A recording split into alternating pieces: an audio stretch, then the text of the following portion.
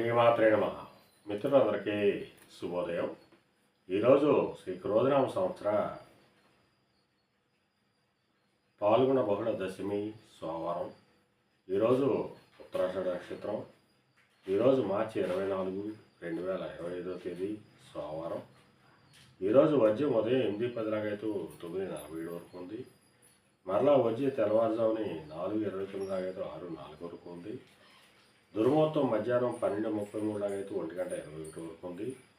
మరలా తిరిగి దుర్ముహూర్తం మధ్యాహ్నం 2:57 లాగైతే 3:45 వరకు ఇవ్వడం జరిగింది. ఈరోజు పంచాంగరీత్యా ఈ రకమైనటువంటి ఫలితాలు గోచరిస్తున్నాయి.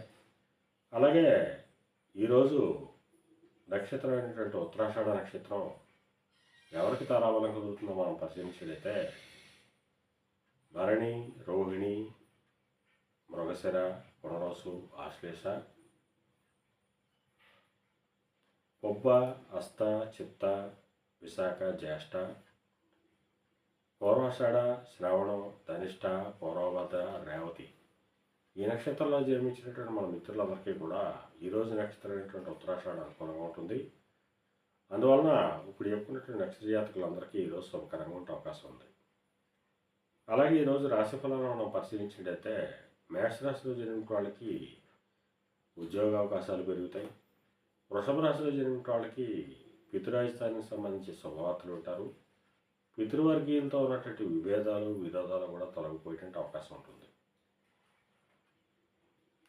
మిథున రాశిలో జన్మించిన వాళ్ళకి అనారోగ్య సూచన ఉంది. కార్యాటంకాలు ఏర్పడతాయి.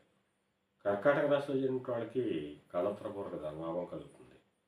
సింహరాశిలో జన్మించిన వాళ్ళకి శత్రుభయం కలుగుతుంది. కన్యారాశిలో జన్మించిన వాళ్ళకి సంతానానికి సంబంధించి శుభవార్తలు ఉంటారు.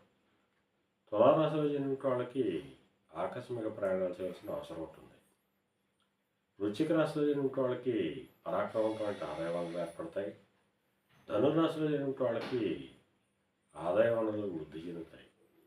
మకర రాశిలో జన్మించిన వాళ్ళకి ఆరోగ్యం చేకూరుతుంది. కొద్దిపాటి కార్యజయం కలుగుతుంది. కుంభరాశిలో జన్మించిన వాళ్ళకి అనారోగ్య సూచన, ధనవ్యయం, కార్యాటంకాలు ఏర్పడతాయి. మీనరాశిలో జన్మించిన వాళ్ళకి వ్యాపార అభివృద్ధి కలుగుతుంది. నూతన వ్యాపార భాగస్వామ్య ఒప్పందాలు కలిసి వచ్చేటువంటి అవకాశం ఉంటుంది.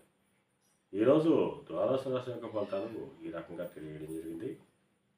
అలాగే ఈరోజు రాజకీయ రంగంలో ఉన్న వాళ్ళకి కానీ, సమాజంలో ఉన్నత వర్గాల్లో ఉన్న వాళ్ళకి కానీ, ఉన్నత కుటుంబాల్లో ఉన్న వాళ్ళకి కానీ సామాన్యంగా ఉంటే అవకాశం ఉంది.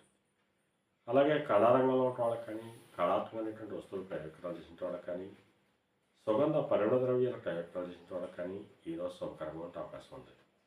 అలాగే వస్త్ర వ్యాపారులు కానీ, సముద్రయానం చేసిన వాళ్ళకి కానీ, సముద్రోత్పత్తులు ప్రయోజనాలు చేసిన వాళ్ళకి కానీ ఈరోజు మిక్కిల శుభదాయకంగాను లాభదాయకంగా ఉండే అవకాశం ఉంది. ఈరోజు పంచాంగరీత్యా ఈ రకమైనటువంటి ఫలితాలు గోచరిస్తున్నాయి. ఈరోజు పంచాంగరీత్యా ఈ రకమైనటువంటి ఫలితాలు గోచరిస్తున్నాయి.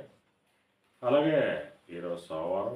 అందువల్ల ఆ చంద్రశేఖరుణ్ణి, పరమేశ్వరుణ్ణి ఆవు పాలతో అభిషేకించినట్టయితే సర్వశుభాలు కలుగుతాయని చెప్పి శాస్త్రీచే తెలియడం జరుగుతుంది.